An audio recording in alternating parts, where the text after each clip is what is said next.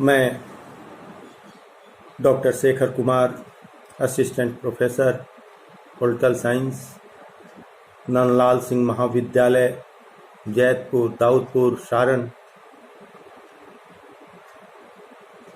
आज मैं आपको संविधान के द्वारा जो मौलिक अधिकार हमें प्रदत्त किए गए हैं उनकी चर्चा करूंगा। इसके पहले के वीडियो में मैंने मौलिक अधिकारों के बारे में विस्तृत चर्चा की थी। उन अधिकारों में हमने जो भारतीय संविधान के द्वारा 6 मौलिक अधिकार हमें प्रदान किए गए हैं उनमें समानता के अधिकार जो अनुच्छेद 14 से 18 तक हमें प्राप्त हैं और स्वतंत्रता के अधिकार जो अनुच्छेद 19 से लेकर 22 तक हमें प्राप्त हैं, उनकी चर्चा विस्तृत रूप से हमने की है। पूर्व के वीडियो में जो मौलिक अधिकार पार्ट 1 है, उस वीडियो में हमने भारतीय संविधान के भाग 3 में वर्णित मौलिक अधिकारों की व्यापक रूप से चर्चा की।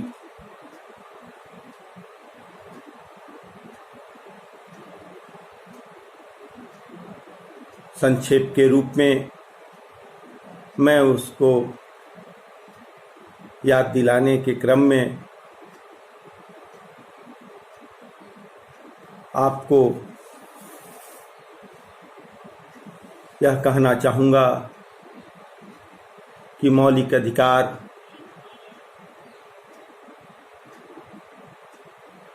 वे हैं जो जीवन के जीने के लिए मौलिक होने के कारण संविधान के द्वारा नागरिकों को प्रदान किए जाते हैं।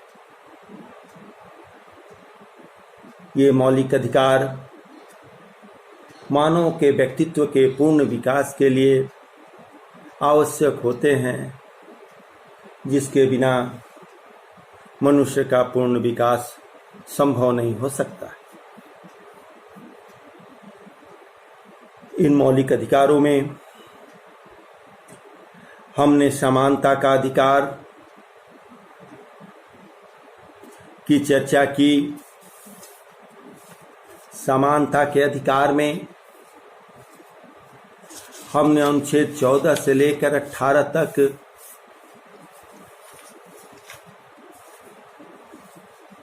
उन सभी अधिकारों का वर्णन किया जो भारतीय संविधान के द्वारा हमें प्राप्त है। संक्षेप में के रूप में समानता के अधिकार के अंतर्गत मैं ये बताना चाहूँगा कि अनुच्छेद 14 में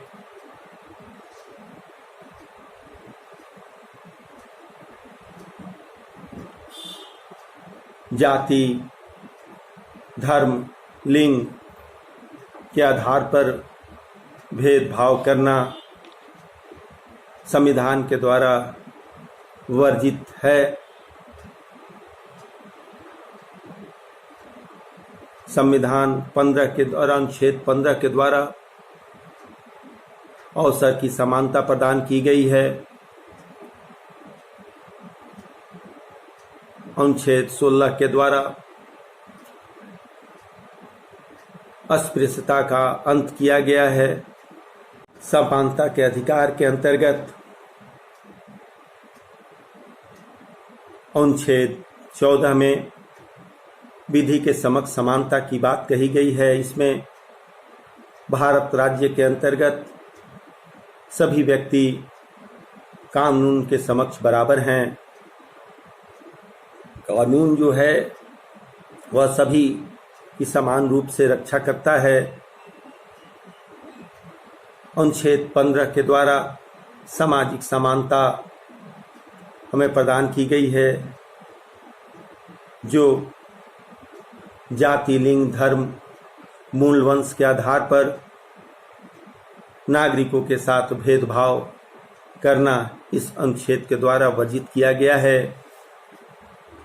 अनुच्छेद 16 के द्वारा अवसर की समानता भारतीय नागरिकों को प्रदान की गई है। इसमें सरकारी क्षेत्र के नियोजन में अवसर की समानता प्रत्येक नागरिक को प्राप्त है, परंतु आरक्षण जैसे मुद्दे पर निम्न वर्ग के लिए आरक्षण जैसे प्रावधान सरकार कर सकती है। निचले तबके के प्रतिनिधित्व को बराबरी में लाने के लिए इसका यह उपयोग कर सकती है। अनुच्छेद 17 के द्वारा अस्पृश्यता का अंत किया गया है। पूर्व में जो छुआछूत जैसी भयंकर कुरीतियां भारत में व्याप्त थीं, उन कुरीतियों को इस अनुच्छेद के तहत समाप्त किया गया है। आज भारत के सभी नागरिक एक समान हैं। इसके बाद अनुच्छेद 18 के द्वारा उपाधियों का अंत किया गया है।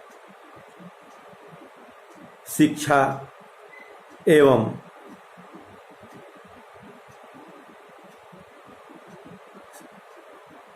सेना की उपाधियों को छोड़कर सभी प्रकार की उपाधियों पर रोक लगा दिया गया है। ये हमारे समानता के अधिकार के अंतर्गत थी।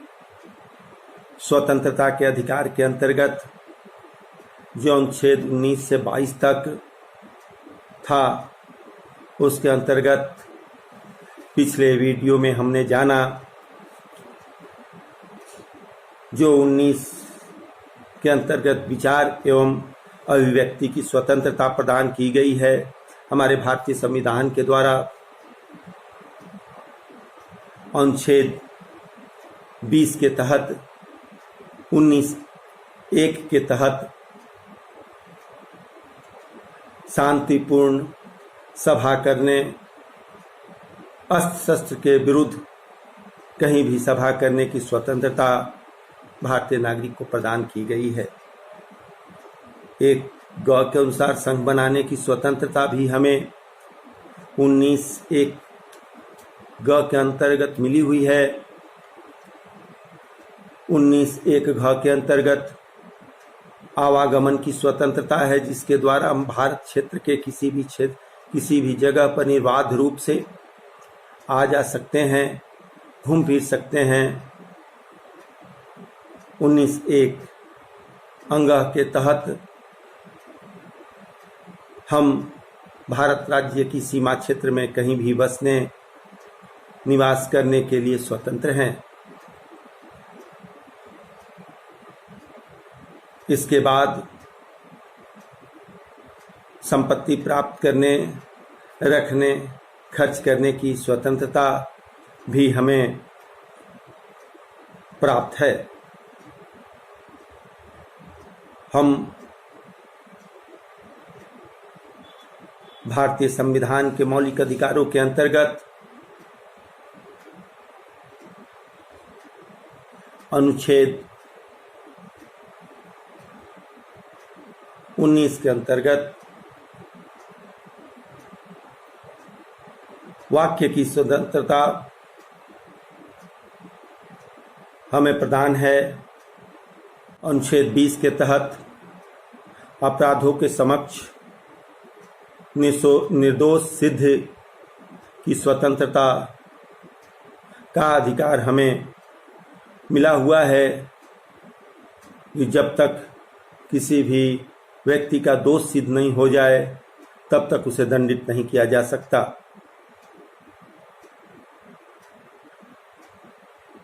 इसके बाद प्राण एवं दैहिक स्वतंत्रता का संरक्षण भी अनुच्छेद 22 के तहत हमारे संविधान में मौलिक अधिकार के रूप में हमें प्राप्त है। किसी भी व्यक्ति के प्राण एवं दैहिक, जिसे हम शारीरिक स्वतंत्रता कहते हैं, विधि के द्वारा विशेष कार्य प्रणाली को छोड़कर किसी भी प्रकार से वंचित नहीं किया जाएगा।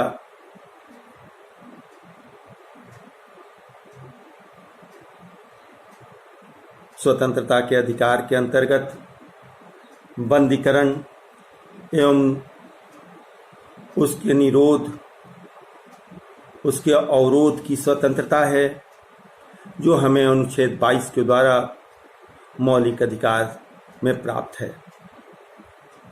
इसके अनुसार किसी भी व्यक्ति को तब तक बंदी नहीं बनाया जा सकता जब तक कि उसे यह बता न दिया जाए कि उसे किन कारणों से बंदी बनाया गया है।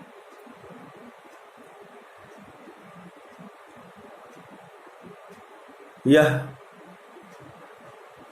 कुछ एक कारणों में राज्य सरकार इस पर पाबंदी लगा सकती है। जब राज्य सरकार को यह लगे कि राज्यों की सुरक्षा, सार्वजनिक व्यवस्था,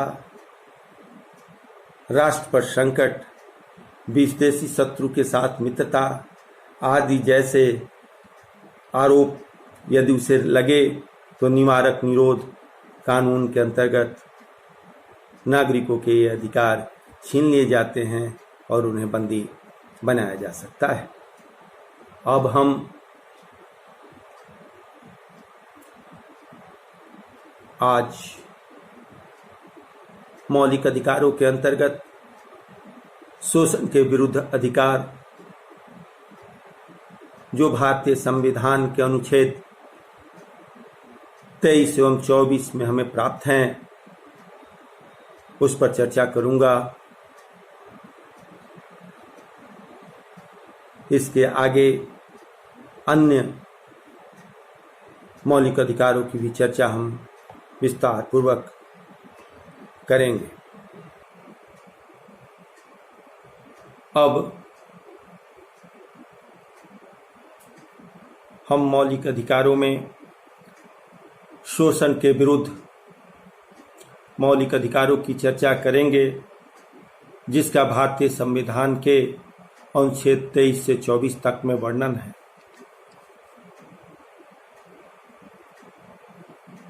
संविधान के अनुच्छेद 23 के अनुसार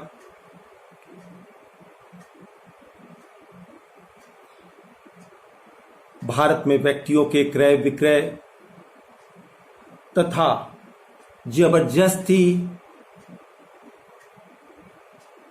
बालात श्रम कराने पर निषेध किया गया है।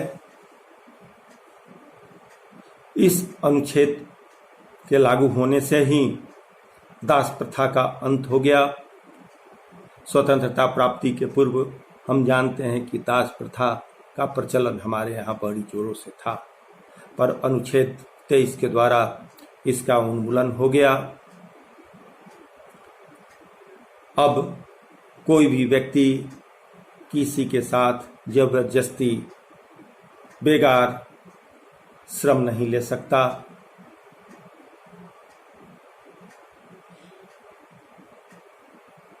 पर जब राज्य में संकट की स्थिति हो, युद्ध का समय हो, तो राज्य की रक्षा के लिए सरकार युवकों को सेना में भर्ती करने के लिए बाध्य कर सकता है। बाल्य श्रम से निषेध शोषण के विरुद्ध अधिकार के अंतर्गत अनुच्छेद 24 में भारतीय संविधान के द्वारा किया गया है कि किसी भी बच्चे को जिसकी आयु 14 वर्ष से कम हो उसे किसी कारखाने में या किसी ऐसे जगह पर नौकरी पर नहीं लगाया जा सकता। ऐसे करने पर रखने वाला व्यक्ति नियोक्ता जो होता है वह दंड का भागी होता है। इससे राज्य यह सोचता है कि भारत के नागरिक जो 14 वर्ष के कम हैं उनके स्वास्थ्य के प्रति सोच को प्रदर्शित करता है। अन्य मौलिक अधिकारों की श्रेणी में अब हम चर्चा कर रहे हैं स्वतंत्रता के अधिकार, जो भारतीय संविधान के अनुच्छेद 25 से 28 तक में वर्णित है। भारतीय संविधान का अनुच्छेद 25 के तहत भारतीय नागरिकों को यह अधिकार प्राप्त है कि वह अपने अंतःकरण से अपने धर्म को आबाद रूप से मानने, प्रचार करने एवं प्रसार करने के लिए वह स्वतंत्र है। इसी के अंतर्गत सिखों को कटार रखने की भी स्वतंत्रता प्राप्त है। अनुच्छेद 26 के तहत धार्मिक कार्यों के प्रबंध की स्वतंत्रता है। भारतीय नागरिक अपने धर्म का प्रचार अपने विश्वास के अनुसार धर्म को अपनाए, उसका अनुसरण करे, उसका प्रचार करे, प्रसार करे। यह अधिकार इस अनुच्छेद के तहत भारत के नागरिकों को प्राप्त है। अनुच्छेद 27 धर्म के नाम पर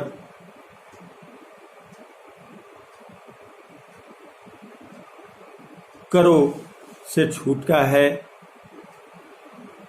धर्म के नाम पर, किसी विशिष्ट धर्म के नाम पर राज्य सरकार कोई कर नहीं ले सकता। विशिष्ट धर्म की वृद्धि के लिए स्वतंत्रता है। धार्मिक संस्थाओं, दान से स्थापित सार्वजनिक सेवाएं की स्थापना एवं पोषण का भी अधिकार इस अनुच्छेद के तहत मिला है। अनुच्छेद 28 के द्वारा धार्मिक शिक्षक संस्थाओं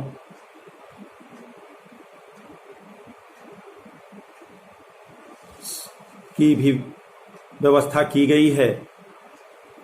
नागरिकों को यह अधिकार दिया गया है कि धार्मिक उद्देश्य से चल रहे शिक्षा या धार्मिक उपासना के बारे में जो नागरिक की इच्छा हो उसके अनुसार वह कार्य करे। अन्य मौलिक अधिकारों की श्रेणी में आता है सांस्कृतिक एवं शिक्षा संबंधी अधिकार, जो भारतीय संविधान के अनुच्छेद 29 एवं 30 में वर्णित है। इस अनुच्छेद के द्वारा प्रत्येक नागरिक को अपने वर्ग की भाषा, संस्कृति, अपनी लिपि को बनाए रखने का अधिकार प्राप्त है।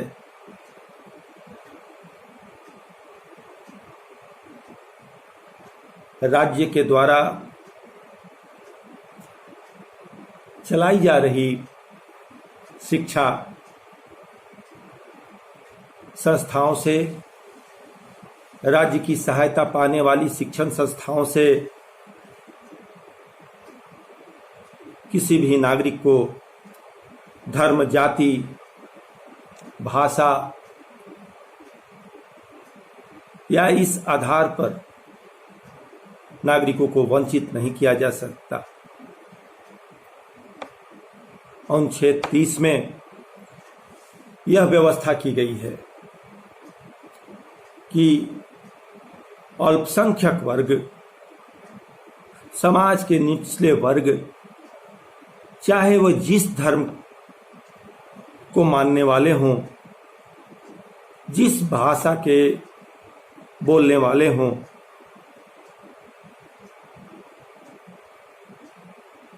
उन्हें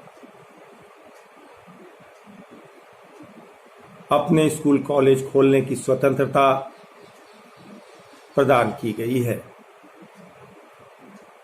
राज्य सरकार ऐसे संस्थानों को अनुदान देने में किसी भी प्रकार का भेदभाव नहीं करेगा। अब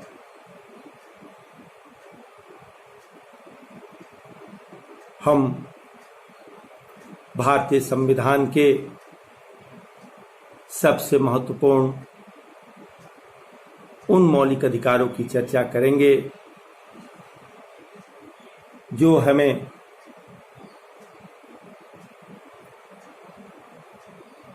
संवैधानिक उपचारों के अधिकार के नाम से प्राप्त हैं।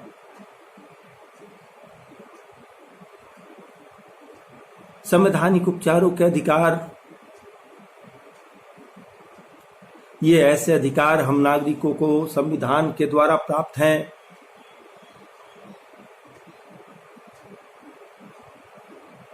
इसमें नागरिकों के अधिकारों की रक्षा के उपाय भी बताए गए हैं, दिए गए हैं। इसका मतलब यह है कि यदि नागरिकों के मौलिक अधिकारों का हनन होता है तो इसे लागू करने के लिए सर्वोच्च न्यायालय और उच्च न्यायालय की शरण भारतीय नागरिक ले सकते हैं।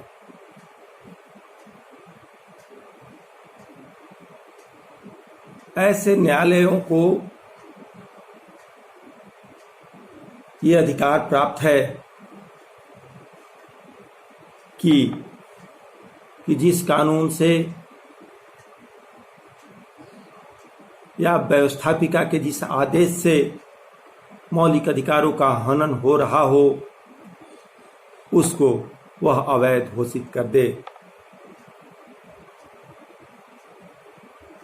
इसीलिए हमारे संविधान निर्मात्री सभा के अध्यक्ष डॉक्टर भीमराव अंबेडकर जी ने संवैधानिक उपचारों के अधिकार के संबंध में कहा है कि यह अनुच्छेद जो है वह हमारे संविधान का हृदय है, आत्मा है। यह अधिकार जो है वह अधिकार हमारे मौलिक अधिकारों की रक्षा के लिए न्यायालय के द्वारा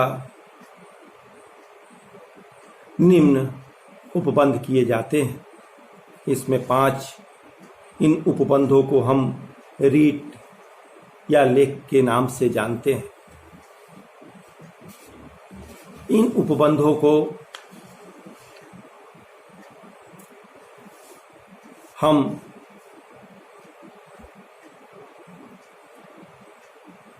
पांच श्रेणियों में रखते हैं, संविधान के द्वारा रखा गया है। ये उपबंध हैं: बंदी प्रत्यक्षीकरण लेख, जिसे भारतीय संविधान के द्वारा, न्यायालय के द्वारा रीट कहा गया है। बंदी प्रत्यक्षीकरण द्वारा किसी भी गिरफ्तार व्यक्ति को न्यायालय के सामने प्रस्तुत किए जाने का आदेश न्यायालय जारी कर सकता है यदि गिरफ्तारी का तरीका या कारण गैर कानूनी या संतोषजनक न हो, तो न्यायालय जो है ऐसे व्यक्ति को छोड़ने का आदेश दे सकता है। अगली,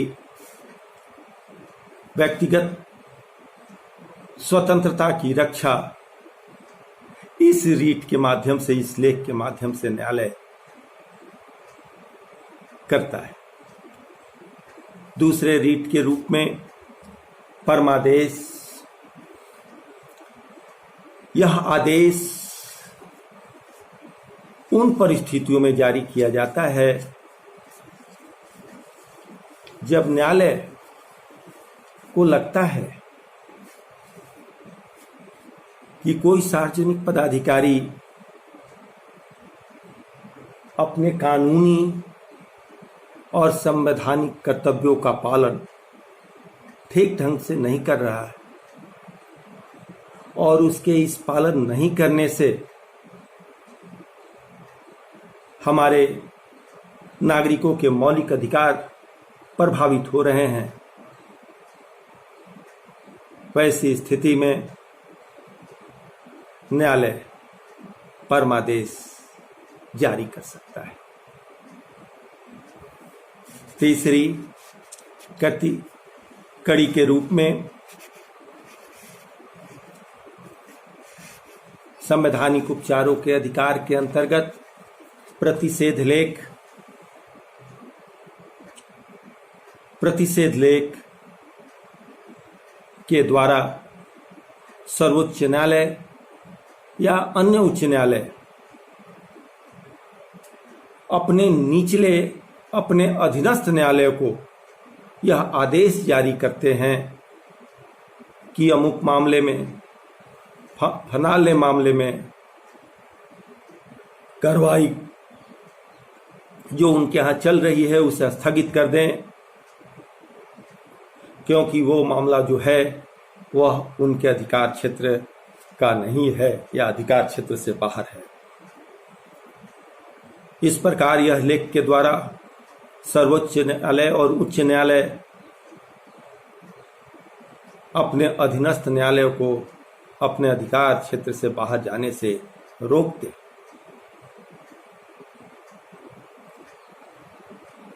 चौथे लेख के रूप में उत्प्रेषण लेख आता है। इस लेख के माध्यम से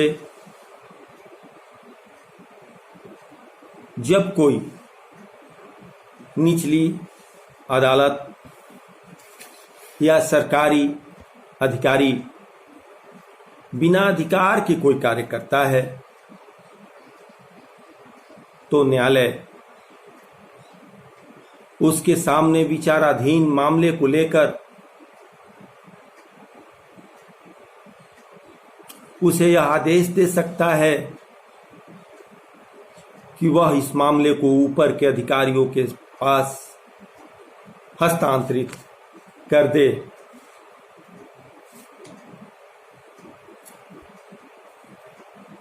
यह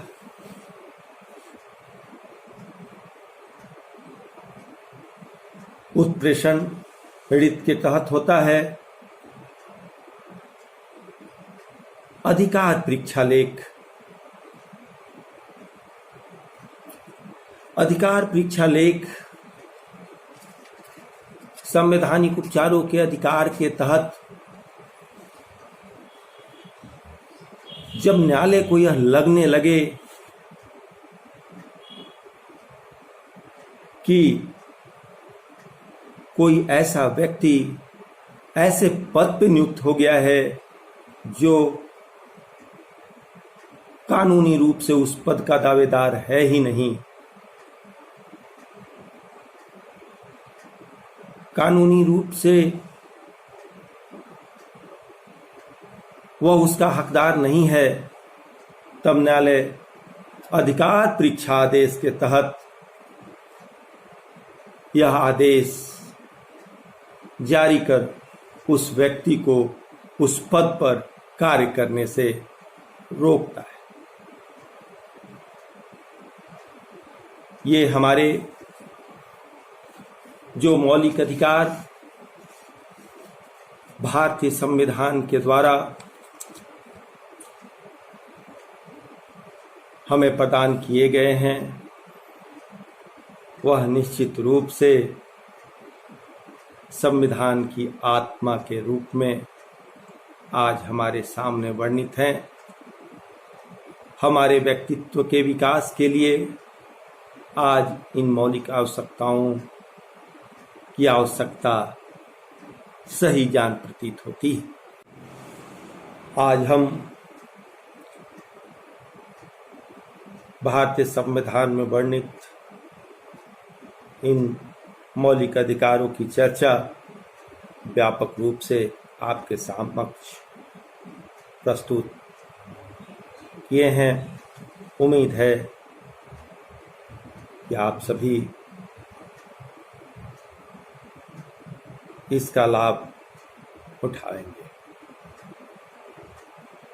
ये मौलिक अधिकार केवल परीक्षा की दृष्टि से ही उपयोगी नहीं है, केवल स्नातक और परास्नातक और स्नातकोत्तर में पढ़ने वाले छात्रों के लिए ही यह उपयोगी नहीं है। ये मौलिक अधिकार जो हैं हमारी भारत के सीमा क्षेत्र में जन्मे प्रत्येक नागरिकों के संपूर्ण विकास के लिए आवश्यक है, संपूर्ण व्यक्तित्व के लिए आवश्यक है, संपूर्ण क्षेत्र के विकास के लिए आवश्यक है। इसलिए हम भारतीय संविधान के इस मौलिक अधिकार को भारतीय संविधान की आत्मा के रूप में